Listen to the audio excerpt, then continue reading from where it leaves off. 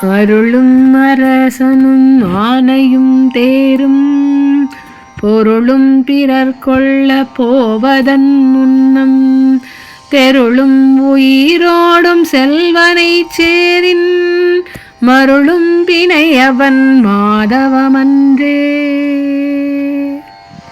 நாட்டுக்கு நன்மை செய்யும் அரசனின் ஆதிக்கத்தில் இருக்கும் யானை படைகளும் தேர்களும் அவன் ஈட்டிய பெருஞ்செல்வங்களும் பின்னொரு நாளில் அவனை வெற்றி கொள்ளும் வேறொருவருக்கு சொந்தமாகிவிடும். யாருடைய செல்வமாக இருந்தாலும் ஒரு நாள் மற்றவர் அந்த செல்வங்களை எடுத்துச் செல்வார்கள்.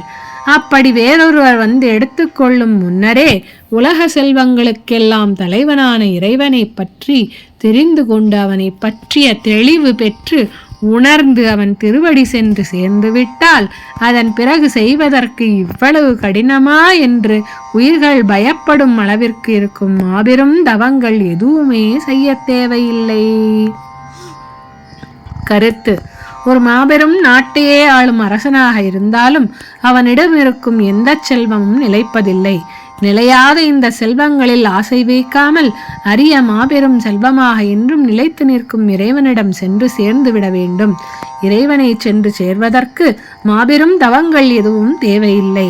அவன் திருவடியை இறுகப் பற்றி கொண்டு முழுவதுமாக சரணடைந்து விட்டாலே போதும்.